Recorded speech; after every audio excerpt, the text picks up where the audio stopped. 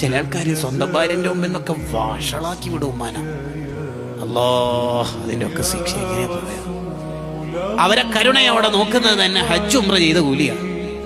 ആ ഉമ്മ പോയാൽ തീർന്നു. പിന്നെ യൂട്യൂബിൽ പ്രസംഗം ഉമ്മാനെ കുറിച്ച് കേട്ടിട്ട് കരയാന്നല്ലാണ്ട് വേറെ പരിഹാരമൊന്നും ഉണ്ടാവില്ല. ഉമ്മ ഉള്ള കാലത്ത് ഈ കൂലി മുഴുവനും ഭാര്യക്കൂട്ടണം. നമ്മുടെ ഉമ്മ നമ്മുടെ വീട്ടിലുണ്ടാവുക എന്ന് പറഞ്ഞാൽ അതിൻ്റെ അർത്ഥം ലോകത്തെ മുഴുവൻ ലൈറ്റും നമ്മുടെ കണ്ണിലുണ്ട് എന്നാണ്.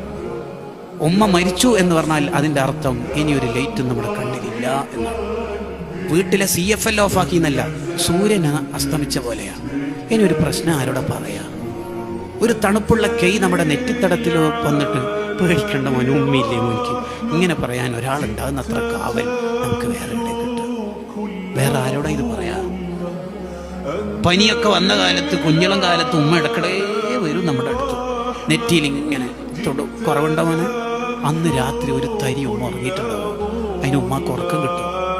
സ്കൂളിലൊക്കെ അയക്കുന്ന കാലത്ത് ദോശയൊക്കെ പാചകം ചെയ്യുമ്പോൾ ഒരു ദോശ ചുട്ട് വേഗം നമ്മുടെ പ്ലേറ്റിലേക്ക് ഇട്ട് ദമോനെ കറി ഒഴിക്ക്. അപ്പൊ ഉമ്മ ഇങ്ങനെ നടന്നിട്ട് ചുടുമ്പോൾ വിഷമാന്നല്ലോ. എന്ത് വിഷമൂടാ? അതിൻ്റെ ഇടയിൽ കാലിന് വേദന ഉണ്ടാവും, നടുവേദന ഉണ്ടാവും. എന്നാൽ എത്ര ദോശയാണ് നമ്മളെ കൊണ്ട് തിന്നിപ്പിച്ചത് ഉമ്മ. എന്നിട്ട് കളിച്ച് ഗ്രൗണ്ടിൽ നിന്ന് വരുമ്പോൾ ഉമ്മ തിന്നാൻ വിചാരിച്ച് 2 ദോശയോ പത്തിരിയോ പത്തലോ അവിടെ ഉണ്ടാവും. ഉമ്മ കുളിച്ച് വൃത്തിയായി അടുക്കളയൊക്കെ ഒന്ന് ശരിയാക്കി പാത്രമൊക്കെ കഴുകിയിട്ട് തിന്നാം 11:30 എന്ന് കരുതുമ്പോഴാണ് നമ്മൾ ഗ്രൗണ്ടിൽ നിന്ന് വന്നിട്ടുണ്ടാവും. ഉമ്മ എന്തെങ്കിലും തിന്നാനുണ്ടാവും. ഉണ്ടല്ലോ, ഫുഡുണ്ടല്ലോ. നീ എന്തായാലും ചോദിക്കുമെന്നറിയാം, എടുത്തു വെച്ചത്. ഉമ്മ ഭക്ഷണം കഴിച്ചത് എന്താണെന്ന് അറിയില്ലട്ടോ, ഇന്ന് തീരെ ഒരു വിശപ്പില്ല. ഇതിനെന്താ പറയേണ്ടത്? സത്യം പറഞ്ഞു എന്നാണോ, കളവ് പറഞ്ഞു എന്നാണോ, സ്നേഹിച്ചു എന്നാണോ? വാക്കുകൾക്ക് അതീതമാണ് ഉമ്മ എന്ന 2 അക്ഷരം. വ്യാഖ്യാനങ്ങൾക്കും അപ്പുറത്താണ് ഉമ്മ എന്ന അക്ഷരം തന്നെ. ആ ഉമ്മ എന്ന പദത്തിൽ തന്നെ ഒരു ഉമ്മ വക്കലുണ്ട്. കൂട്ടുകാരെ, എന്നെങ്കിലും ഉമ്മയുടെ ഒരു മാക്സി നമ്മൾ ഇറക്കി കൊടുത്തിട്ടുണ്ടാവോ? ആൺപിള്ളേരോടാ ചോദ്യം.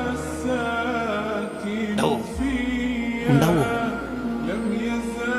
ആ ഉമ്മാന്റെ മുമ്പിൽ നിന്ന് ശബ്ദം ഉയർത്തരുത്. കരുണയോടെ